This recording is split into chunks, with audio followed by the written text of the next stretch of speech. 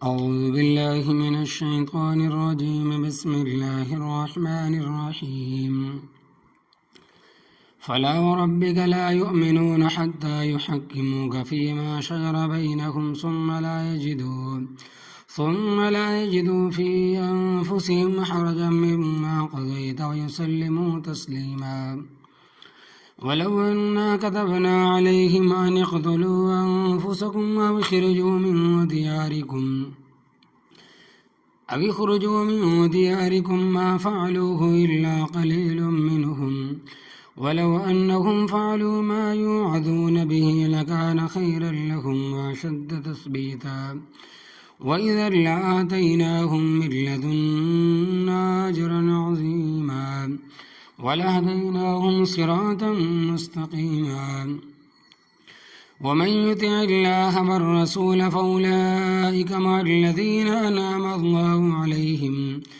أنعم الله عليهم من النبيين والصديقين والشهداء والصالحين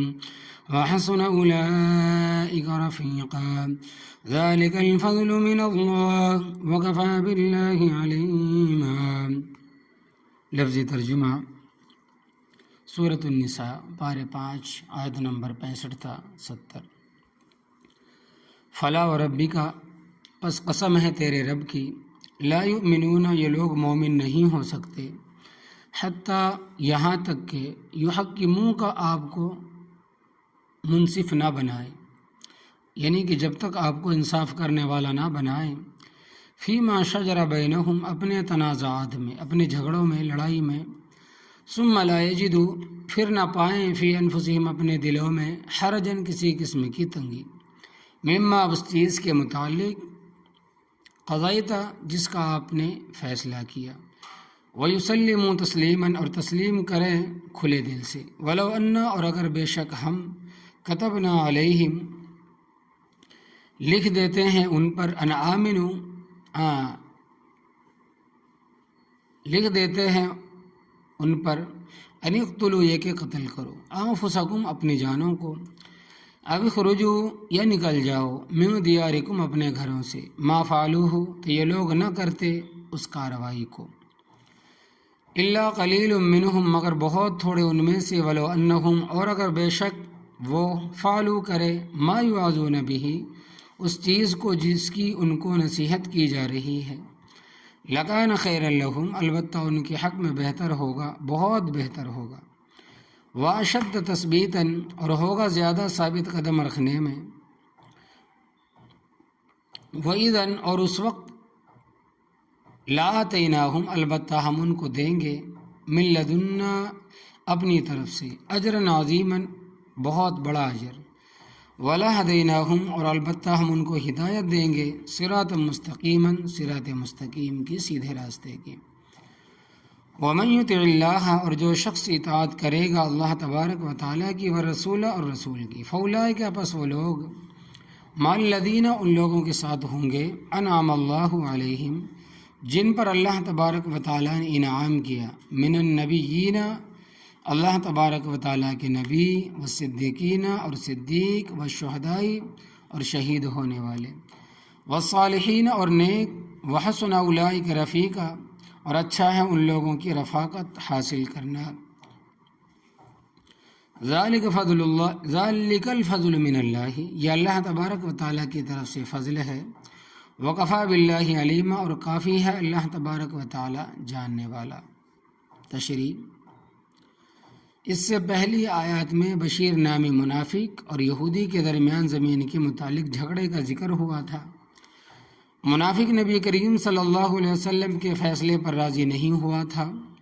اور حضرت عمر رضی اللہ تعالیٰ عنہ نے اس کا سر قلم کر دیا تھا. اس پر منافقوں نے بڑا احتجاج کیا کہ ہم مومن ہیں،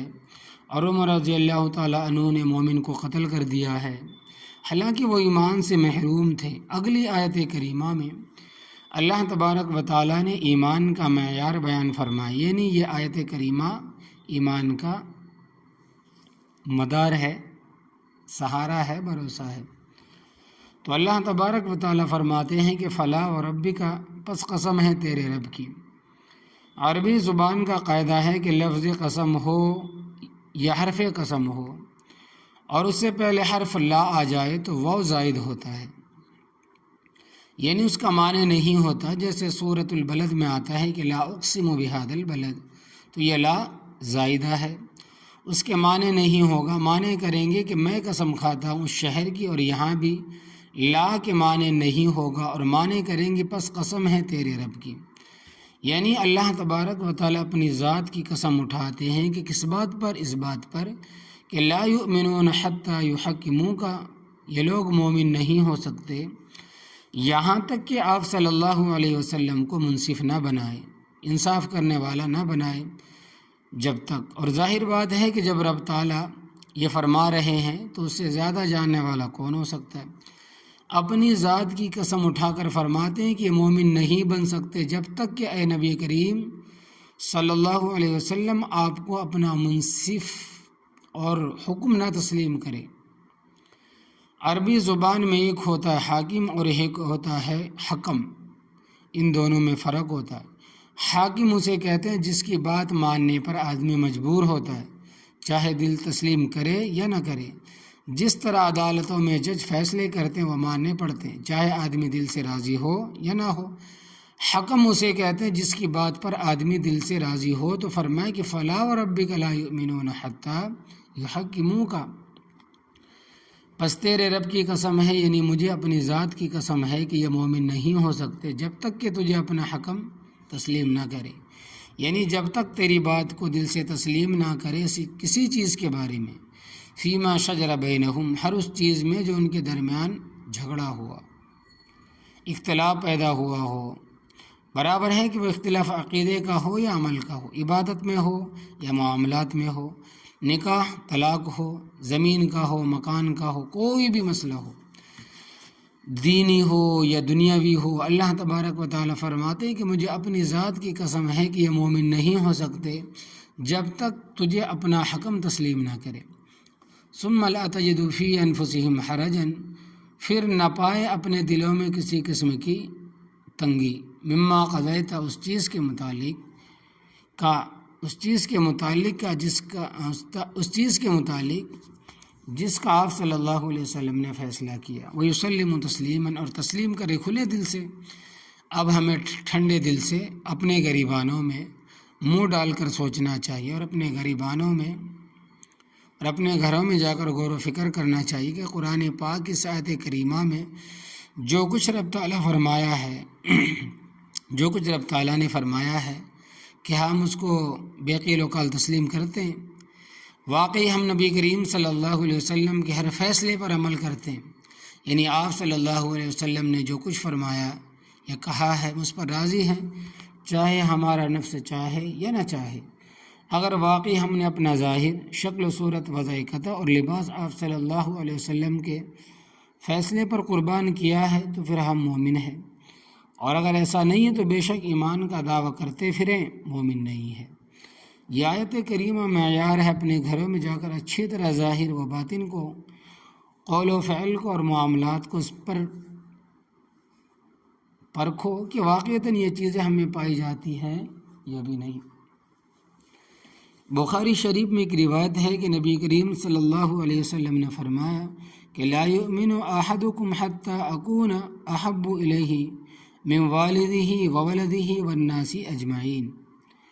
کہ تم میں سے کوئی آدمی اس وقت تک مومن نہیں ہو سکتا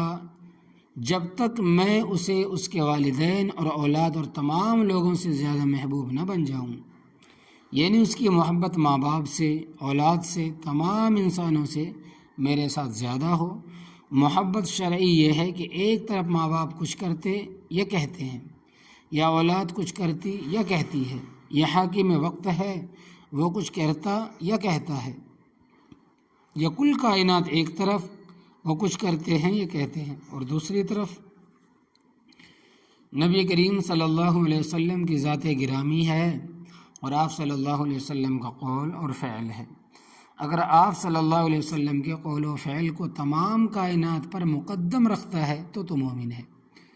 اور اگر ماں باپ کے مقابلے میں، اولاد کے مقابلے میں، حاکم کے مقابلے میں کوئی چھوٹا ہو یا بڑا، اس کے مقابلے میں اگر نبی کریم صلی اللہ علیہ وسلم کے قول و فعل کو تسلیم نہیں کرتا، وہ آپ صلی اللہ علیہ وسلم کے فرمان کے مطابق مومن نہیں ہے۔ ایک موقع پر حضرت عمر رضی اللہ تعالیٰ عنہ نے کہا کہ حضرت آپ مجھے اپنی جان کے علاوہ باقی تمام چیزوں سے زیادہ محبوب۔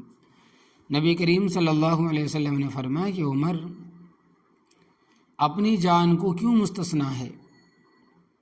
مکمل ایمان تو حاصل نہ ہوا۔ کہنے لگے کہ حضرت اب میں آپ کو اپنی جان سے بھی زیادہ عزیز سمجھتا ہوں۔ تو آپ صلی اللہ علیہ وسلم نے فرمایا کہ اذن اب بات بن گئی۔ تو مومن کے لیے ضروری ہے کہ نبی کریم صلی اللہ علیہ وسلم کے قول و فعل کو تمام کائنات سے آگے رکھے۔ اسی طرح بخاری شریف میں حدیث ہے کہ آپ صلی اللہ علیہ وسلم نے فرمایا کہ لا یؤمن احدکم حتی یحب لاخیہ ما یحب لنفسہ، تم میں سے کوئی آدمی مومن نہیں ہو سکتا جب تک اپنے بھائی کے لیے وہ چیز نہ پسند کرے جو اپنی ذات کے لیے پسند کرتا ہے۔ دیکھو بھائی، اپنے لیے کھوٹی اور ادنا چیز کون پسند کرتا ہے؟ اپنے لیے جھوٹ اور فریب کو کون پسند کرتا ہے؟ غیبت کو کون پسند کرتا ہے؟ اسی طرح اپنے لیے داؤ اور دھوکے کو کون پسند کرتا ہے؟ اس سے کوئی داؤ کھیلے یا دھوکہ دے، اگر مومن ہے تو یہ چیز ہے دوسرے مسلمان بھائی کے لیے بھی پسند نہ کرے۔ ایمان کا دعویٰ کرنا بڑا آسان، مگر اس پر پورا اترنا بڑا مشکل ہے۔ اور یہاں سے بات بھی ثابت ہوئی کہ منکر حدیث کافر ہے، مومن نہیں ہے۔ حدیث کا انکار کرنے والا کافر ہے، مومن ہے ہی نہیں، کیونکہ نبی کریم صلی اللہ علیہ وسلم کی ذات گرامی کا ایمان میں دخل نہ ہوتا تو رب تعالیٰ اس طرح نہ فرماتے فلا وربک لا یؤمنون حتی یحکموک فیما شجر بینہم، کہ پس تیرے رب کی قسم ہے مومن نہیں ہو سکتے جب تک کہ اپنے ہر قسم کے تنازعات میں آپ صلی اللہ علیہ وسلم کو حکم اور فیصل تسلیم نہ کرے۔ آپ صلی اللہ علیہ وسلم کی بات نہ مانے تو معلوم ہوا کہ جو لوگ حدیث کا انکار کرتے ہیں وہ تو پکا کافر ہے۔ بے شک وہ ایمان کا دعویٰ کرتے پھرے، کیونکہ حدیث بھی دین کا حصہ ہے۔ تو نوجوانوں، یاد رکھنا، منکر حدیث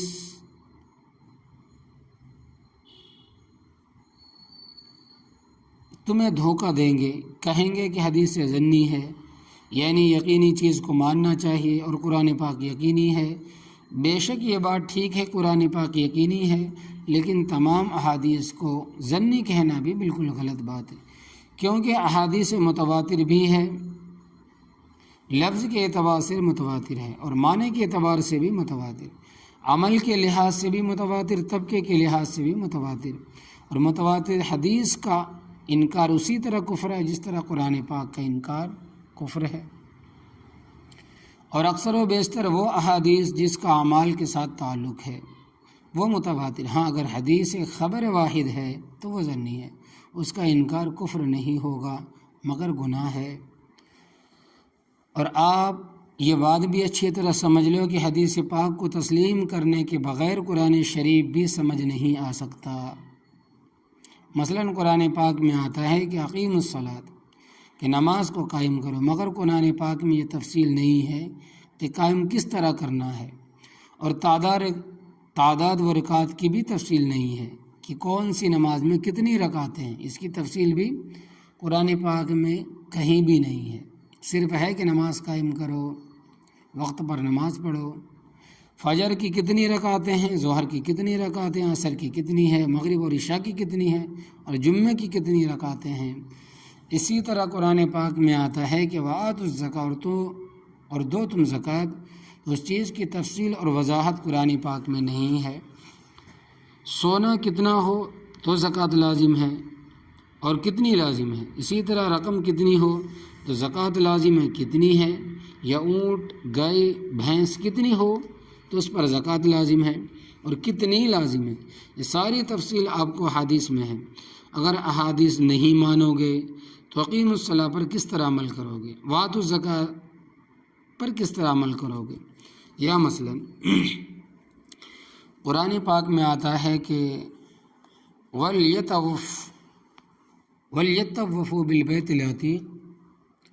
کہ جو حج کرنے والے اور عمرہ کرنے والے ہیں میرے گھر کا طواف کریں، لیکن یہ تفصیل قرآن پاک میں کہیں بھی نہیں طواف کہاں سے شروع ہوتا ہے اور کہاں پر ختم ہوتا ہے اور کتنے چکروں کا نام طواف ہے۔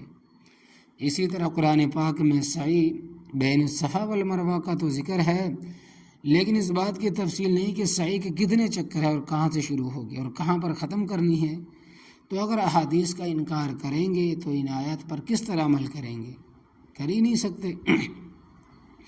یہ لوگ گمراہی کا راستہ کھولنے کے لیے حدیث کا انکار کرتے ہیں۔ بہت سارے بے دین صحافی اس سے بڑی بڑی رقمیں لے کر بڑی تدبیر سے باطل عقیدے پھیلاتے ہیں۔ کوئی صحابہ کرام رضی اللہ تعالیٰ عنہ پر زبان درازی کرتا ہے، ان سے اعتماد اٹھانے کی کوشش کرتا ہے، کوئی محدثین رحمۃ اللہ علیہ پر اعتراض کر کے اعتماد اٹھانے کی کوشش کرتا ہے، کوئی ائمہ مجتہدین فقہاء کرام رحمۃ اللہ علیہ پر برستا ہے اور ان سے اعتماد اٹھانے کی کوشش کرتا ہے۔ کیلو کال یہ سارے بڑے لوگ تھے اور ان کی وجہ سے ہمیں دین نصیب ہوا، ان پر اعتماد کیے بغیر دین نہیں بچ سکتا۔ آگے اللہ تبارک و تعالیٰ فرماتا ہے کہ وَلَوْ أَنَّا كَتَبْنَا عَلَيْهِمْ، اور اگر بے شک ہم ان پر لکھ دیتے أَنِ اقْتُلُوا أَنفُسَكُمْ، کہ قتل کرو اپنی جانوں کو رب تعالیٰ کی رضا کے لیے، ہم یہ حکم لکھ دیتے أَوْ اخْرُجُوا مِن دِيَارِكُمْ، کہ نکل جاؤ اپنے گھروں سے، مَا فَعَلُوهُ إِلَّا قَلِيلٌ مِّنْهُمْ، تو یہ لوگ نہ کرتے اس کارروائی کو مگر بہت تھوڑے ان میں سے۔ دیکھو مثلا یہ حکم ہوتا کہ تم اپنے آپ کو قتل کرو، یہ حکم ہوتا کہ سامان سے بھرا کر چھوڑ کر چلے جاؤ اور آج کے بعد اس کے ساتھ تمہارا کوئی تعلق نہیں ہے، تو کس نے کرنا تھا؟ الا ماشاء اللہ۔ اللہ تبارک و تعالیٰ فرماتے ہیں کہ ہم نے تمہیں سخت احکام نہیں دیے۔ آگے فرمائے کہ وَلَوْ أَنَّهُمْ فَعَلُوا مَا يُوعَظُونَ بِهِ، اور اگر بے شک وہ کریں اس جس کی ان کو نصیحت کی جا رہی ہے، نبی کریم صلی اللہ علیہ وسلم کی ہر قول اور فعل کو تسلیم کرو، اگر یہ ایسا کرے لَكَانَ خَيْرًا لَهُمْ، البتہ ان کے حق میں بہت بہتر ہوگا، وَأَشَدَّ تَثْبِيتًا، اور زیادہ سخت ہوگا ثابت قدم رکھنے میں، اس سے ان کا ایمان محفوظ رہے گا اور یہ ثابت قدم رہیں گے۔ وَإِذًا لَّآتَيْنَاهُمْ، اور اس وقت البتہ ہم ان کو دیں گے، مِن لَّدُنَّا، اپنی طرف سے، اجر عظیماً، اجر بہت بڑا۔ ایک بات اور وَلَهَدَيْنَاهُمْ صِرَاطًا مُسْتَقِيمًا، اور البتہ ہم ان کو ہدایت دیں گے صراط مستقیم کی۔ ایمان اور نیکیوں کی برکت سے اللہ تبارک و تعالیٰ ثابت قدم رکھتا ہے اور سیدھے راستے پر چلاتا ہے۔ انسان ادھر سے ادھر بھٹکنے سے محفوظ رہتا ہے، مگر شرط یہ ہے کہ جو باتیں اللہ تبارک و تعالیٰ نے ارشاد فرمائی ہے ان پر عمل کرے۔ آگے فرمائے کہ وَمَن يُطِعِ اللَّهَ وَالرَّسُولَ، اور جو شخص اطاعت کرے گا اللہ تبارک و تعالیٰ کی اور رسول صلی اللہ علیہ وسلم کی، فَأُولَٰئِكَ مَعَ الَّذِينَ،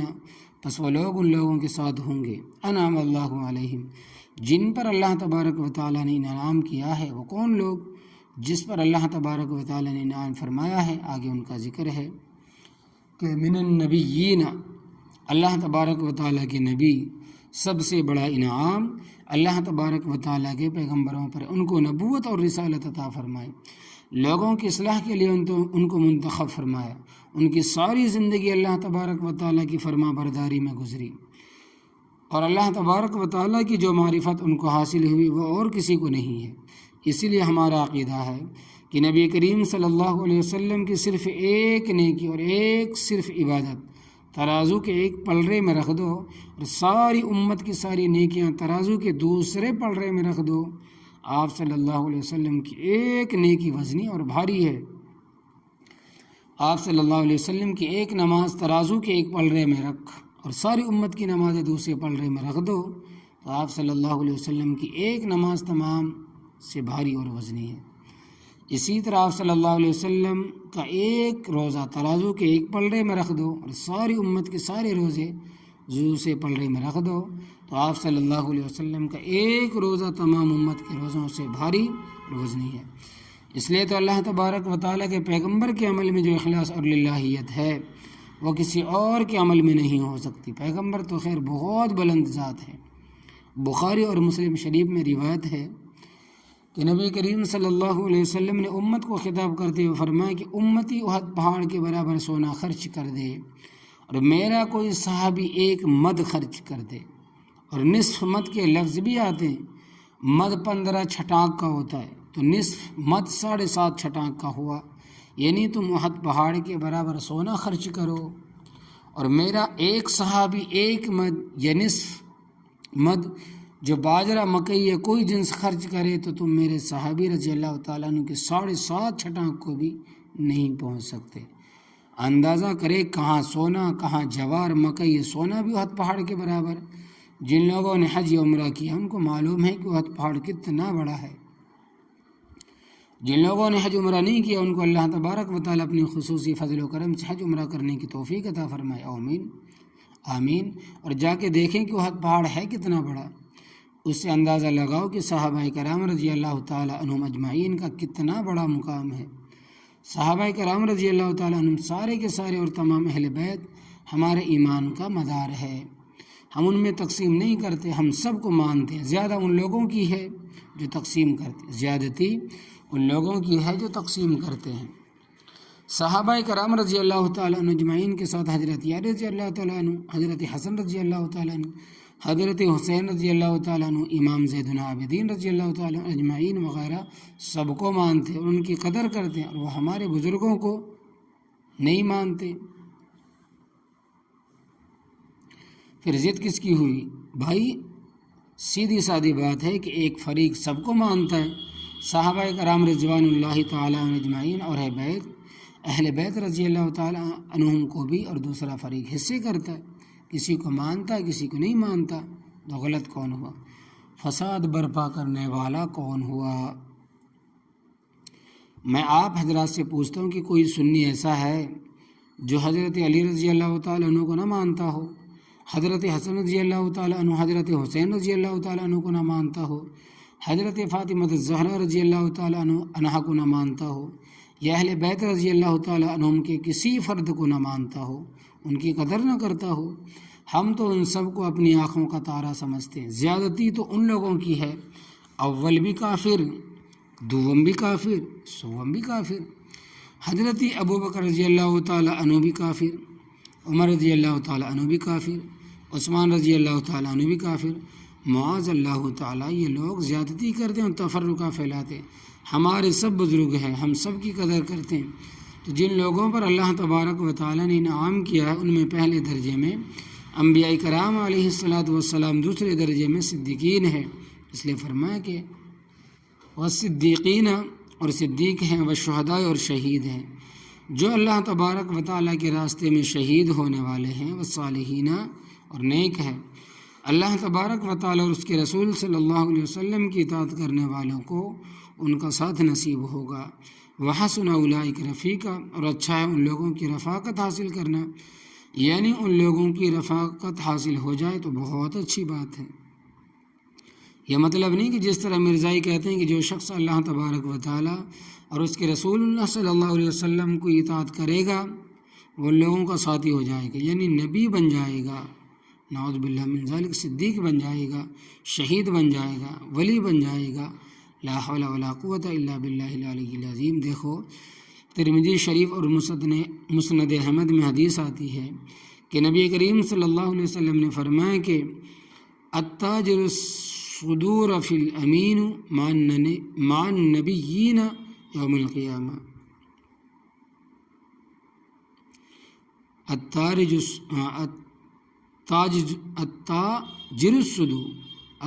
الصدور الا امین